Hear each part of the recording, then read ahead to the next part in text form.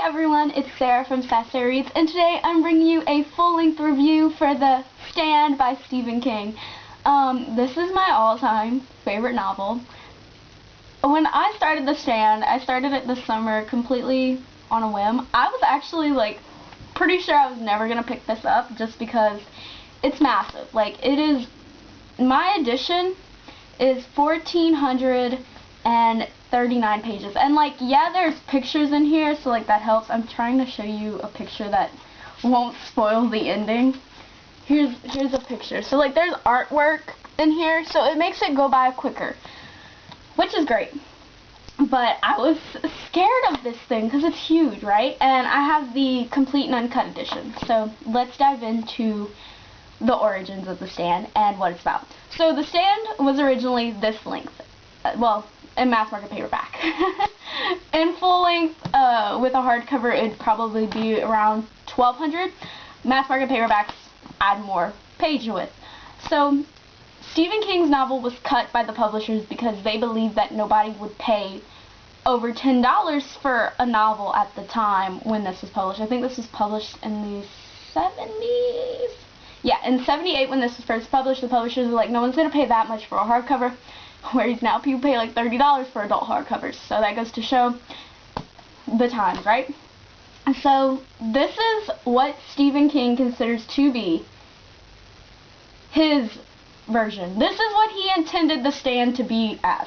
If you read the cut editions and the original first edition, that is what the publishers forced him to cut down and chop out. And he said a lot of it he was really careful about picking out, and the main substance of the story is still there. But there's also a lot of scenes, particularly scenes with Fran and Fran's family, that were cut. So, and I think that is a problem because Fran is a very important character in here, and so if a lot of her scenes and her story with her family is cut, then that makes her less important in the cut edition. So this is broken up into 3 parts. The first part is called, oh my gosh, the first part is called, there's so many pages in here. Oh, that's why. The first part is book 1, so it's split up into books.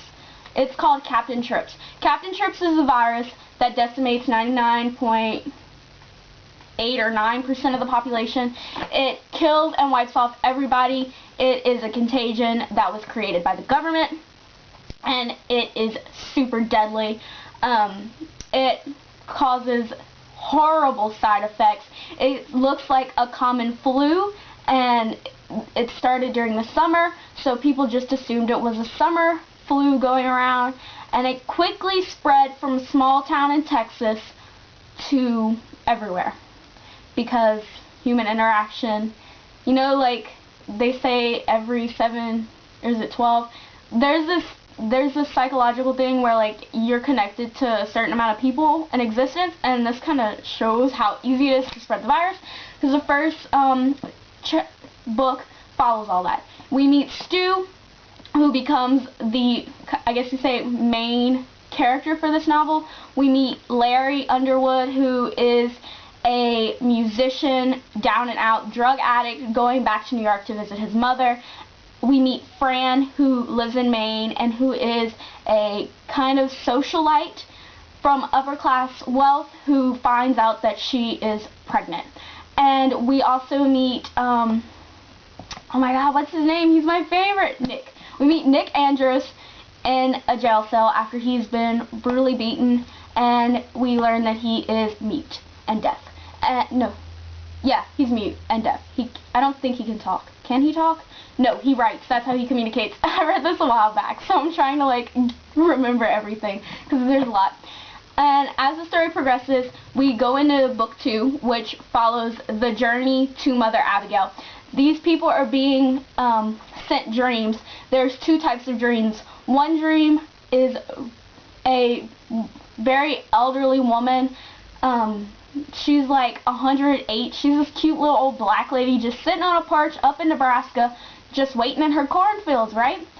And a lot of people are starting to have the same dream, and it's freaking them out because they're realizing, oh my god, Why are our dreams connected? Is this important? What is going on? And they're also dreaming of something in the field. All they see is eyes, and they know that it's evil. It's giving them chills, right? And that is also where Randall Flagg comes in. Randall Flagg is referenced as the demon that Jesus banishes into the sheep in the New Testament. I don't know if you're familiar with that story, but Randall Flagg's origins go back generations, millennia. He's a very old demonic presence, and he is loving this new world. And the third section focuses on Boulder, Colorado, and Mother Abigail taking these people with her. We also meet Tom Cullen, and he becomes best friends with Nick Andrews. Tom Cullen becomes like the biggest character besides Stu in this novel. We meet a lot of other characters. I think there's a woman named Deandra. She plays a huge role. There's another woman that we meet who is connected to Larry, as well as the Dark Man, which is Randall Flagg. It's super interesting how they're all interconnected. I'm not going to spoil anything because you don't want to like be spoiled for everything. It's super amazing. This novel, it broke me. It destroyed me in the best way possible, because I didn't realize that a novel could have so many wonderful things in it. It's kind of similar to the Book of Revelation. So if you've read the Book of Revelation, you'd be familiar with the famines, the certain things that happen, only though this time it's kind of like all brought on by humans, which is very accurate to the current climate of society. Anyway, it's super long, but if you think of it as like book 1, book 2, book 3, which book 3 is like the showdown, the big reveal. And the really interesting thing about this novel, this will probably be the most religious novel you will ever read.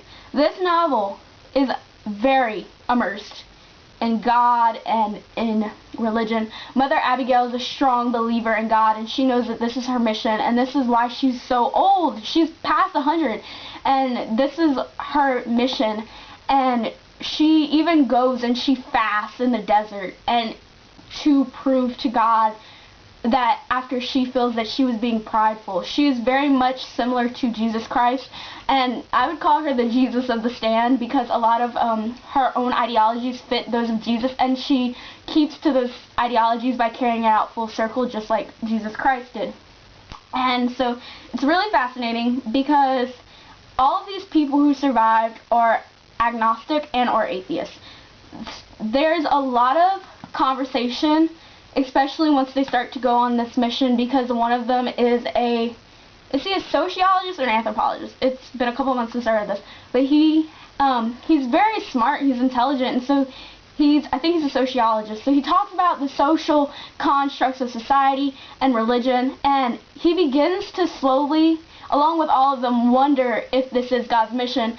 And the finale, a lot of people call it a deus ex machina, which, call it what you will, but I thought it was freaking amazing.